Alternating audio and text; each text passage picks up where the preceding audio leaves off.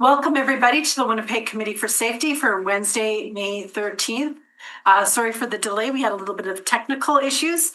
First off, I'd like to acknowledge that we are on Treaty 1 territory, the home and traditional lands of the Anishinaabe, Innu and Dakota peoples, and in the national homeland of the Red River Métis, and our drinking water comes from Shoal Lake 40 First Nation and Treaty 3 territory. Can I have somebody move the minutes of the last meeting? Callum? We move the minutes, or Jesse? Okay, Jess. Okay, move the minutes of the last meeting. Okay, all in favor? Motion is carried. Motion for remote participation. Okay, and can I get also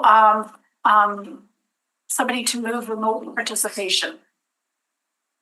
Okay, Callum, all in favor? Okay, motion is carried.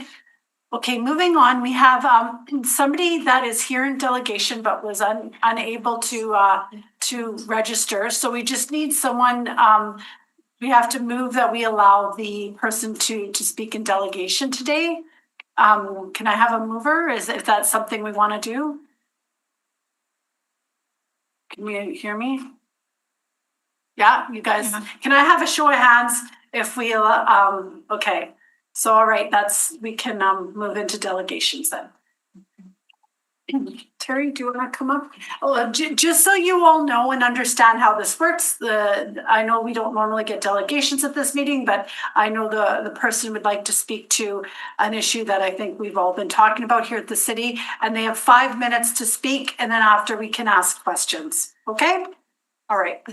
We do have another delegation who hasn't arrived yet. They were going to prepare virtually, David Grant, but it's not in the meeting yet. I'll let you know. Okay. In a few years. Okay. Go ahead, Terry. You got 5 minutes. Morning, councillors, committee. I'm here to speak to something that passed through council's decision at the last meeting, which stems from a motion created by Councillor Gilroy in 2025. That motion was very explicit, very concise, and it requested that the city create a list of possible managed encampment sites for the upcoming season, which we're now in. As it turns out, somewhere in the administration, the decision was made not to proceed with allowing council to consider possible locations, and someone in the administration made the decision not to comply and did not create a list of possible locations. Adding to that, what they then did is pass the blame or create blame on the province when the information they brought forward to council makes it quite clear that they did not contact the province until the provincial budget was finalized in March. So it was impossible at that point for the province to support what is obviously needed, which is managed encampment sites. When I was speaking to this at the Executive Policy Committee, it was my understanding that there was more than 1,000 seriously homeless people in Winnipeg. The reality, the latest numbers, even before the summer starts, is that there are more than 4,000. And to choose to do nothing, well, we have the results. When the administration set the city up to make no ability to react positively on our crisis situation, forcing people off the riverbanks, forcing people out of the city parks, move them directly into empty buildings, vacant buildings, and the result is millions of dollars in lost real estate due to fires and many, many hundreds of thousands, if not more, in the cost of overtime to firemen and the risk of lives to firemen. All of that is directly related to the administration decision to refuse to fulfill the request of council. This committee has the ability to create a motion for the Executive Policy Committee to immediately create a possible list of locations for the emergency the city is in. More importantly, we'd have to, I guess, challenge the CAO to find out how and why and when the decisions were made not to create the list, and why delay months of time before contacting the province. All of that was set up to make this city incapable of acting on a crisis problem. That was a decision that was made somewhere in the administration, and somewhere, somehow, you've got to get a hold of it. You've got to get a hold of an administration that appears to be running the city council. If council is supreme, you can't have a mayor supporting administrations refusing to create the information that council requests.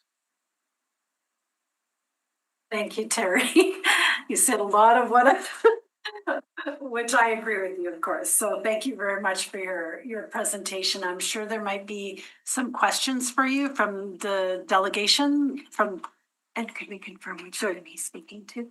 Okay, you need to confirm which item you're speaking for. Just probably say your count, probably just use my verbal report. You're speaking to my verbal report. Just Okay. put that on the, I would, do you concur with that? Sure. Okay. All right, yeah. Thank you. Sorry, we have to have an item that you're speaking to, but I'm most likely speaking to that. Yeah, my request is for you to create or generate more than just a verbal report, but a motion for the Executive Policy Committee to review what has happened. Because if we allow this, the next city council is going to be dealing with an administration that thinks this is acceptable. Okay, so Terry, that you're out of time. I do want to allow for questions though for you. Sure. Is there any questions that somebody has for Terry? Raise your hands. No? No? Okay, seeing none. Thanks, Terry. You have none yourself? No, I'm good. All Yeah, right. I'm good. Thanks. So our other delegation hasn't appeared yet. Okay. Virtually, or if you'd like to. Okay, yeah, happy to move on, okay? So first up is my verbal report from the chairperson, and so I am gonna talk a little bit about what Terry's talking about. Of course, that was a motion that I would have liked to see happen at council, and where I disagree with him is I do think it was a political decision not to move ahead with this, and it was voted on at council. So that's where we maybe differ, even though I didn't support my councillor colleagues on that. I did vote in favor of a managed encampment site.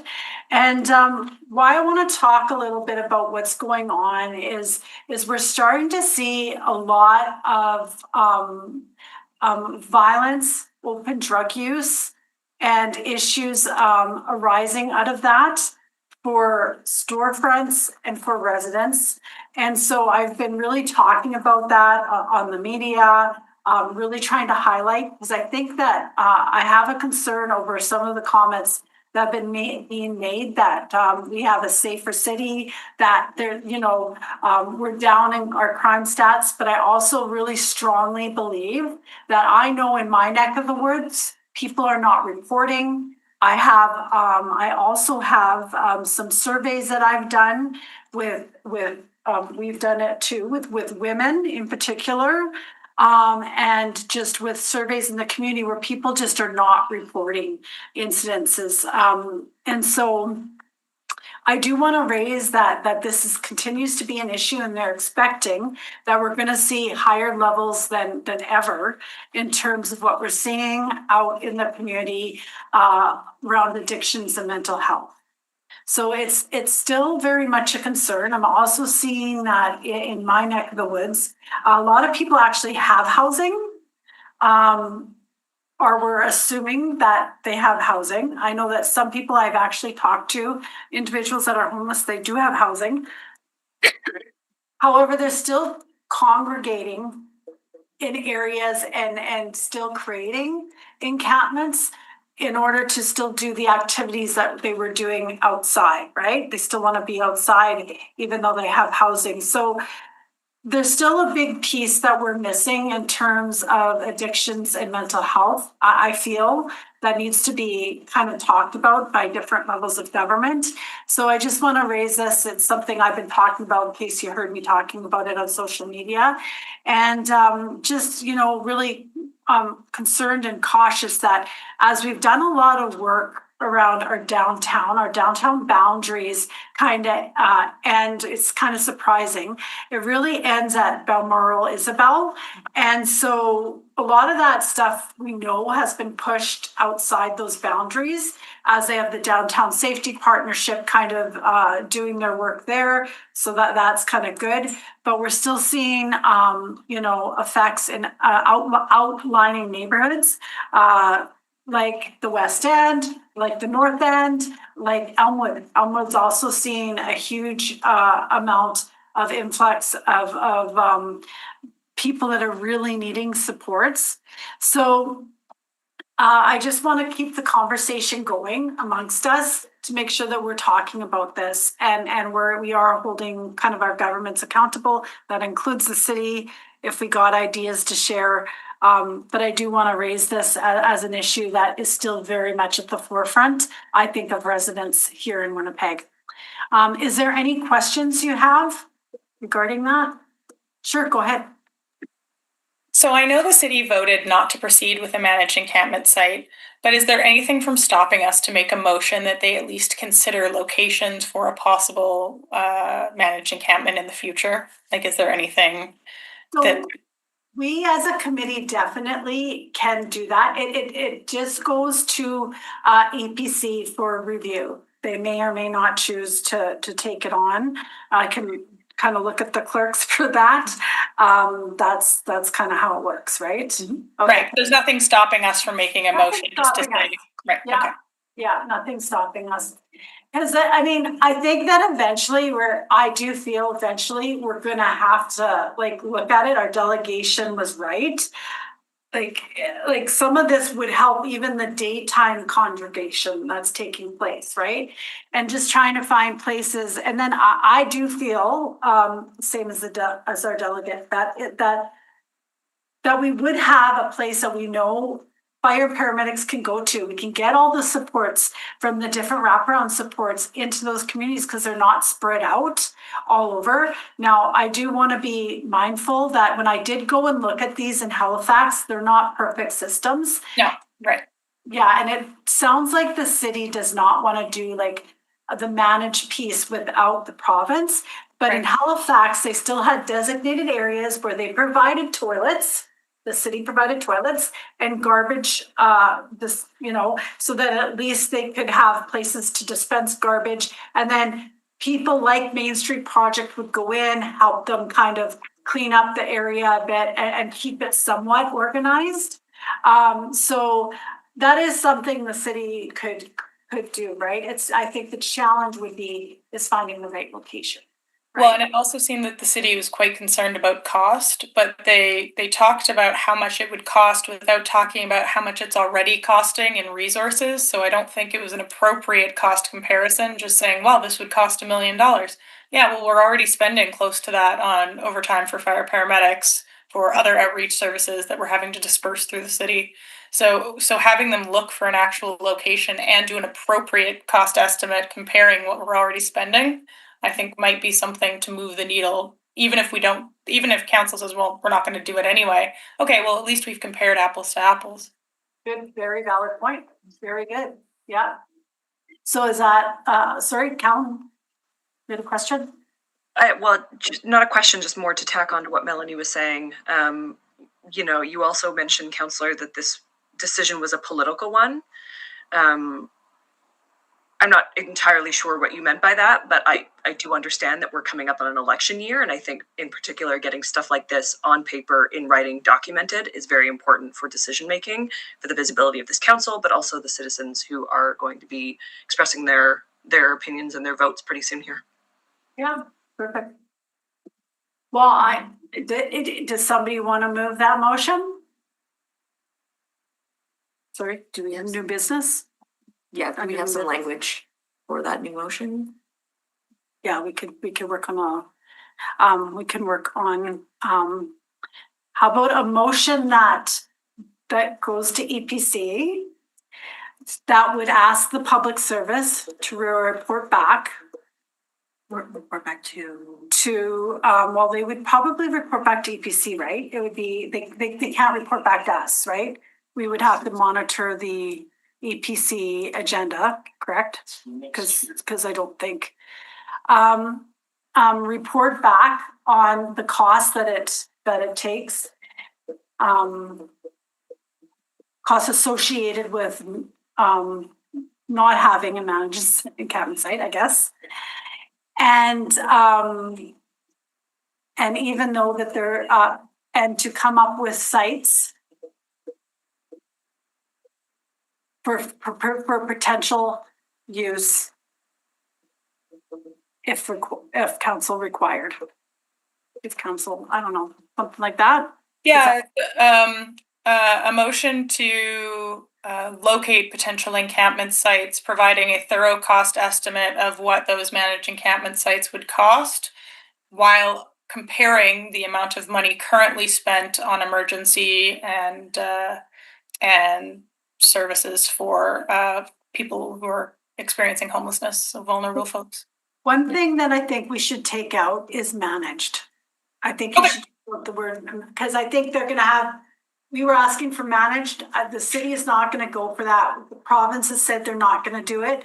Right. So they're concentrating on the other building that they're doing. They're considering that as a site already. So we'll take out the word manage because we just want sites with garbage collection and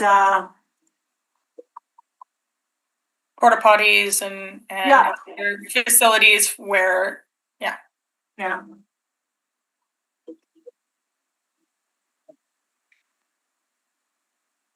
but yeah, the big point is to appropriately cost it, because I'm getting tired of, well, that would be $1 million. Okay, so we're spending zero right now? No, we're not. Yeah, exactly. And that's very, very accurate, right? And I actually think if it was all in one area, we wouldn't have this. It's not, and also too, it's not just one area, because we know that if we have it too big, like it has to be multiple locations, because we know that if it's too big, there'll be unmanageable. But and to say they're not managed really isn't it, like we have a Main Street as our provider, they would be managing it, right? So to say it's not going to be managed, we'd still be having those service providers out there doing their job, because they'd be in the areas where people are requiring their services, right? So Yeah, and I think it's appropriate they don't just restrict where they're thinking of possible locations. It should be throughout the city. If it needs to be closer to street links, if it needs to be, right, it shouldn't just be, well, look in the north end for a site. Let's be a little more. Yeah. And to share kind of everything here too. Alan, do you have your hand up? I do. Yeah. Councillor, you also mentioned that there were sources to say and data points to back up the fact that there's concerns these issues associated with the current state are going to worsen. Is that something worth including in the motion as additional, I guess, business case data points to support the need for this?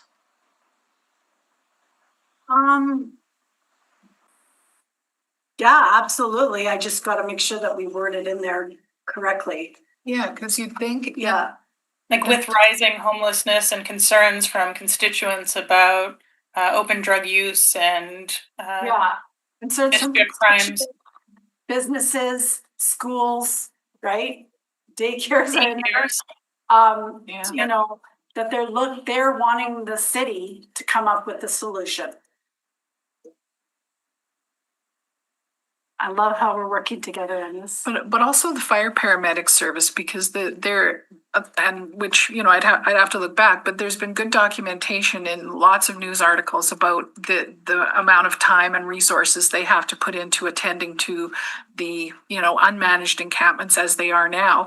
So if, you know, the writing is on the wall and it's all going to get a lot worse over the summer, the fire paramedic service must be aware or have to come up with some kind of a plan for how they are going to address that. Yeah. Because it's them that gets called there when those things happen. So Yeah. what does that department do about that? So like, we could say, as we know, there's high levels of calls for emergency services throughout the city on encampments. But these can be these could be kind of redirected to sites. Yeah, any published sources that we can cite would be advantageous. Well, even the vacant building fires, the fact that the firefighters were responding to 6 in one night of vacant building fires, right? Like they only have one investigator on staff. They're not going to be able to investigate most of these as arson, which they are likely to be statistically, right? We're already, our fire paramedic folks are overstretched before the summer starts. Yeah.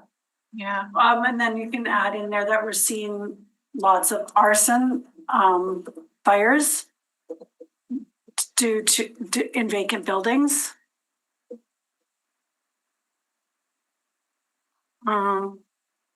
Okay, do you want to read it back to us? Probably got a lot there. Let's read it back to us and just see. Okay.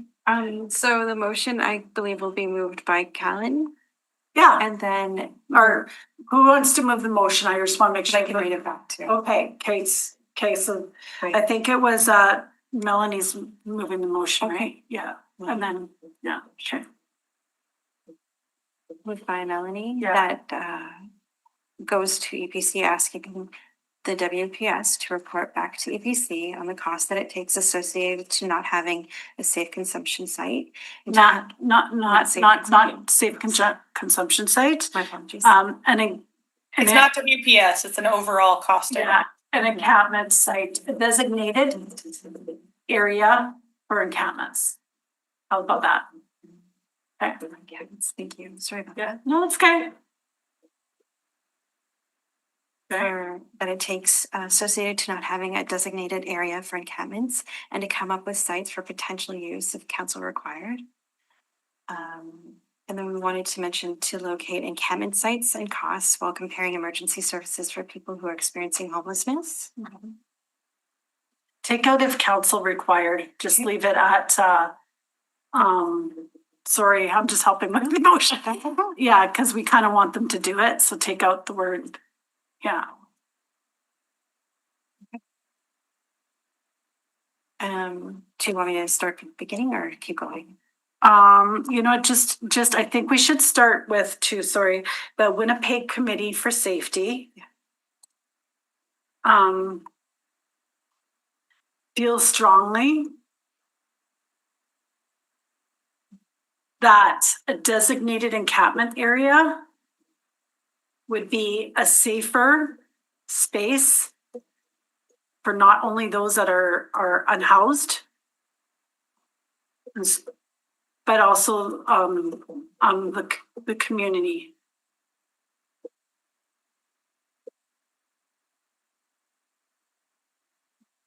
And then you can add the lead in of, you know, with increasing homelessness and increasing structural fires in vacant buildings, we move that, Yeah, the stuff she just said.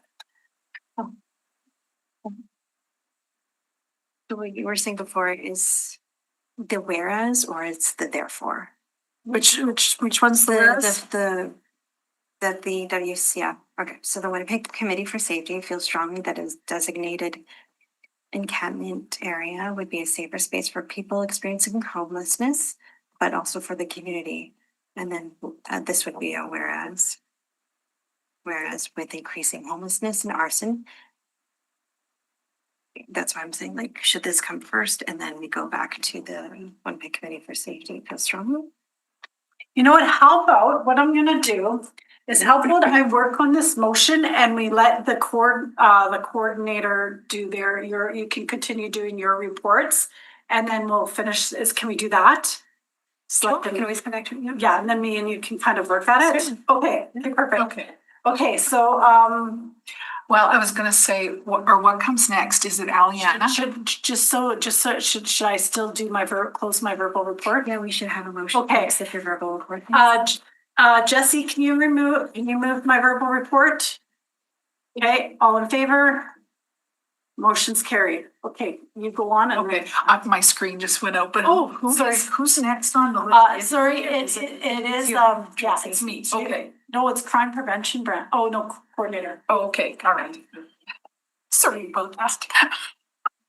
I just want to make sure that I was cutting Aliana out of her spot, but I have not a lot of stuff, but I did earlier this week send an invite out to everyone for an upcoming Winnipeg Citizen Committee event. And so for the newer people in the group, last September, we had for the first time an event where 5 different civic committees got together for an afternoon session. And it was a chance for us to meet each other, find out about the other committees and the work that they do. There is some overlap between the work of all of us on some things, or policies that the city has that affect the work of all of us. So we gathered together. There was like I want to say, I feel like there's about 50 of us there, and I was impressed because usually when you have a meeting that size, there's always a few people who don't show up, and every single person came that afternoon. So it was a good day, and Councillor Gilroy attended as part of our group, and Councillor Mays attended as part of the Climate Action and Resilience Committee, and so it was also good to have their input as well. And so we would like to do something similar again, because as the coordinators of these committees, we've taken that information, worked on some things, had a good meeting with the clerk's office not recently, and got some clarification from them on some things. So to that end, they would like to have another session again in June. And so I think y'all received a doodle poll that had, I think there's just 2 possible dates, either June 19th or the 24th. So we have our June meeting scheduled during that week time period as well.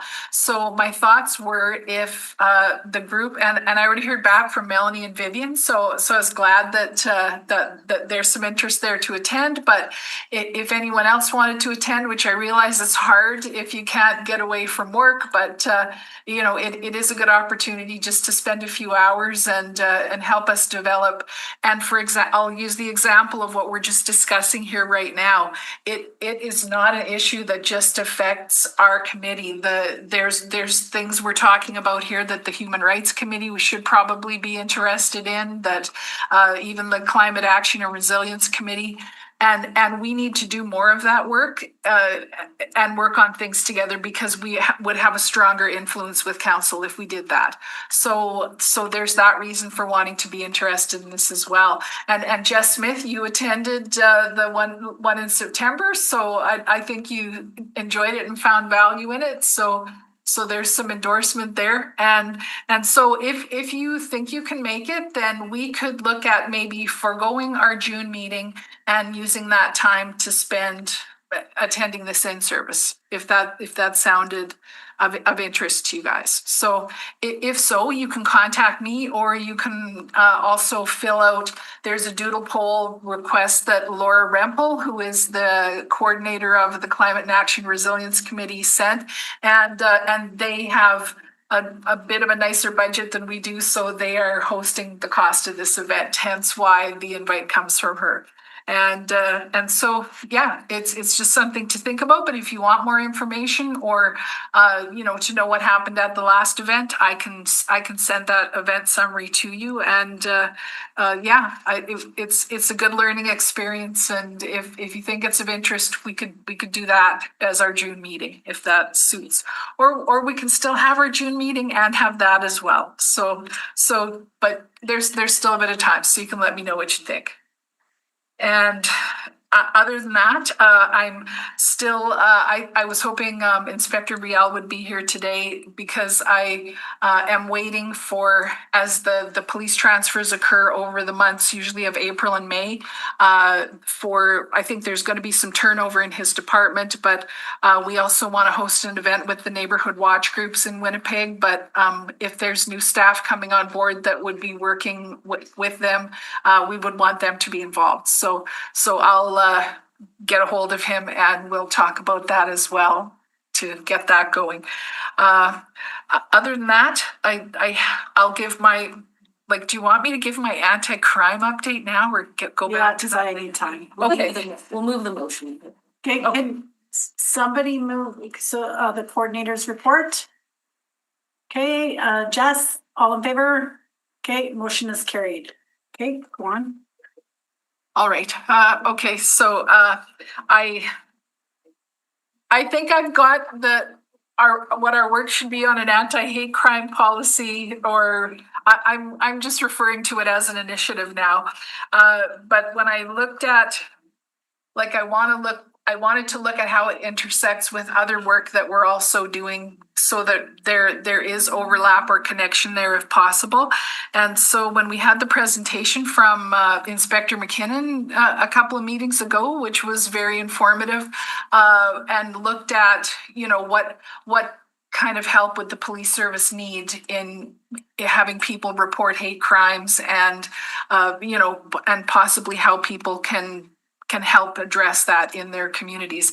So again, if we have a neighborhood watch event as part of that, I would like to include a presentation for all the captains on the hate crime situation in Winnipeg and how in their neighborhoods they could watch for things for vandalism or graffiti that may be linked to something like that, and maybe there is a little bit of training that they could get for some examples of what to do with that.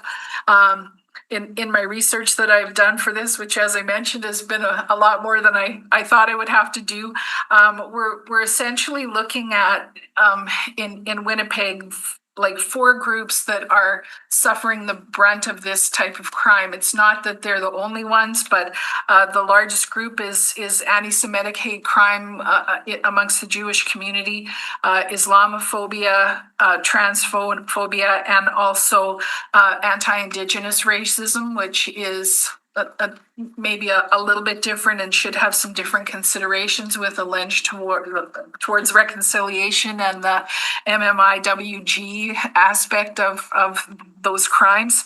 And so what I would like to do is, instead of having one big large gathering to try and get input from a number of groups, is to work with those groups kind of individually and maybe look for smaller feedback from them. I did send everyone a copy of the Winnipeg Safe City Initiative strategic plan that Councillor Gilroy and I worked on last year. And so there's aspects in that plan of information that we've already gathered, but that is specific to this. Although we mostly only talk to women for that information, so we might want to broaden that a little bit, but it still provides a good frame of what's happening. So I think that as part of the plan, we can already get good information from the police service about the rates of the crime, and maybe also specific things related to violent crime occurring with that.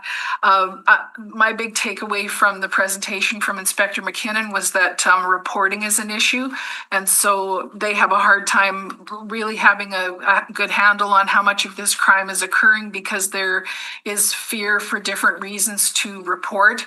And so I think that third-party reporting systems would be a big part of this, and maybe working with those identified groups to set up a system where if people did not feel comfortable to come forward to the police, they could come forward to an organization or a list of organizations that would be willing to take on that role.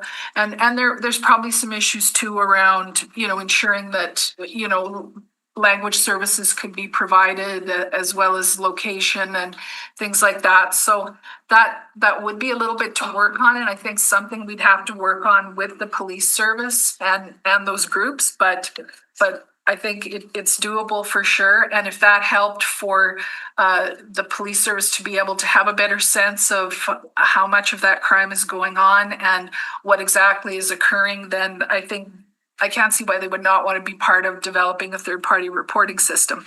So I think if we do this, it would sort of be a 3-phase thing, with phase 1 being identifying the community partners that we would coordinate with, which that I've done some of that already, and then look possibly at maybe doing a community survey that would, those groups could help with that, unless we may already have enough information that we've gathered ourselves, and to look at, with our assistance, maybe hosting some small kind of community cafe events where people could come out and like we'd have to figure out what information we wanted to gather from them, but we could do that and have enough, probably budget to do something not too large, but along that vein.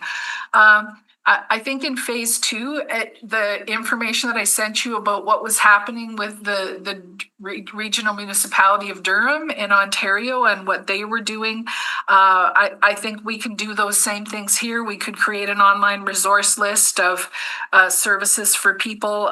We could also create another Who Do I Call information material that would have those resources listed on it. A little bit larger scale, there was some really well produced videos that they have that are like YouTube videos that were short in nature but had good information and examples of how and where hate crimes occur. I liked them, but we might have to ask for some money from somewhere to do something like that, but it could be possible. We could all do ads in city facilities and on transit buses that I think would also capture a lot of people. So I think we can do that same thing, have to work with the city and the police service on that. And then that would lead to phase 3, which in the original ask of this was for us to ask the city to create a policy around anti-hate crimes. So I think we could make policy recommendations once we've gathered some public information and found out what concerns the public. We can make recommendations to council, just as we're doing today on another matter. So if all of that sounds okay, and I know too, Melanie, we'd had a conversation last time, which I thought was good, about the criminal code aspect of this and the changes that are coming to, with Bill C9 and stuff. And so, not that I don't think those things are important, but when I thought more about it, I think if we were referring to this as kind of more like a community-based reporting system, and it's a bit of a different purpose. So it's important to share the information around the law and stuff, but as that might change, or it's something we could update in the materials if we didn't go too deep into anything. But if we were just looking at how we're going to help the community, it doesn't have to necessarily be so much about what the criminal code says about it. So I don't know if that sounds reasonable, or would, how important of an aspect that would be in all of this, but it could help get around that. Terry, thank you for coming and talking to us.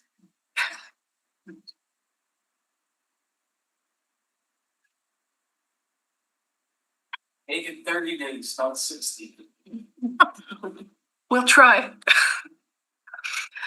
And so I did find a couple of things. One is it's called the Canadian Coalition of Municipalities Against Racism and Discrimination. That is a pretty big toolkit that was created in 2012. But when I looked at it, I think there's some good information in there and could help us, guide a bit of some of the work we might want to do.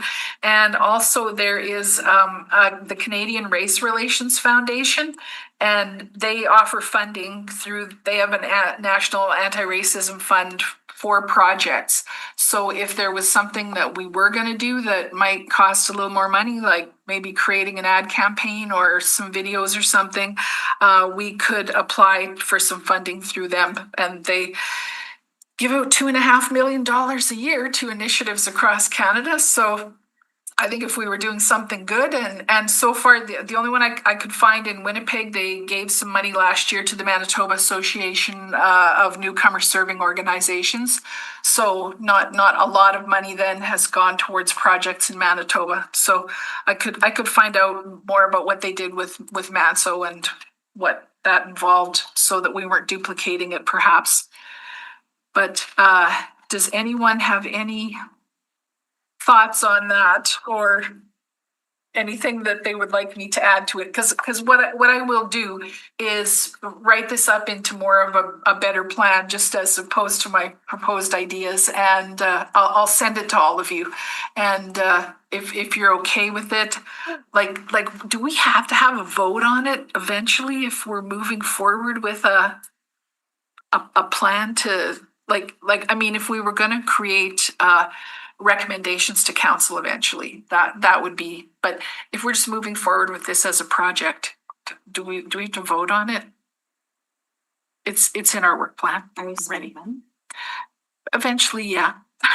But I don't have any actual costs for it now. Yeah, I was gonna say, when the time comes, I would ask, since it'll be more than $500. There you go. In that case. Yeah, okay. So then, Kaylin, do you have a question? Yeah, and I think all of that sounds really good. My only question is, do we think that this will be ready in time to add to the cards that we're printing, or will print, or do print? Yeah. I know that gets distributed widely as well. So if there is a mechanism for reporting hate crime, it might be good to add to those cards as well.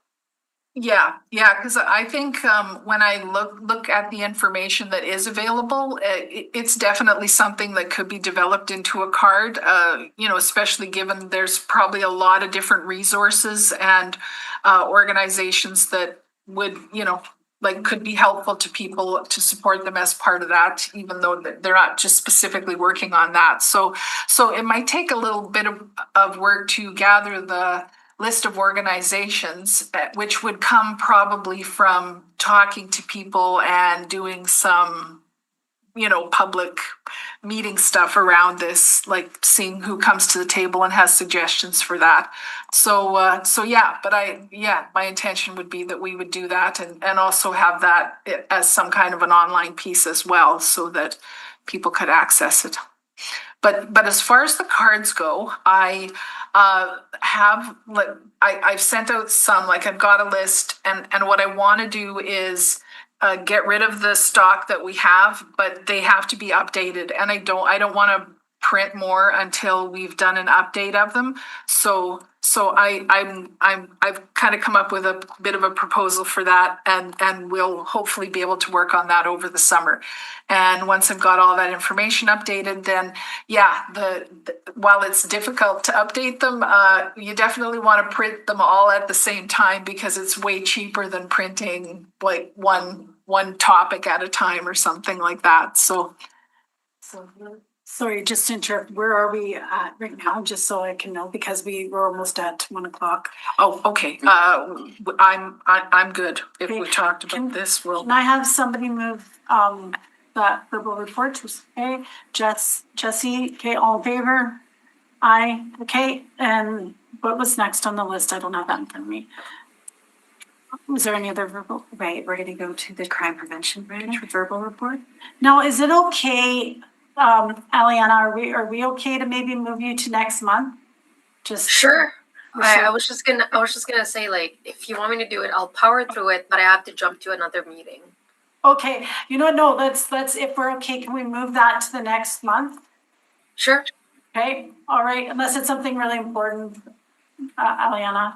No, it's just mostly business as usual. Okay, all right, can I have somebody move that to the next month? Okay. It's Jesse, okay, all in favor? Motion's carried. Okay, and I think that's it, right? So now I'm just gonna read the motion out for our new business item. Do we have to move a new business item? Can I have somebody move a new business item? Okay, Melanie, okay, all in favor? Motion's carried. Okay, so this is what I have for a motion, proposed motion. Whereas the Winnipeg Citizen Committee feels strongly that a designated catchment area would be a safer space for people experiencing homelessness, but also for the community.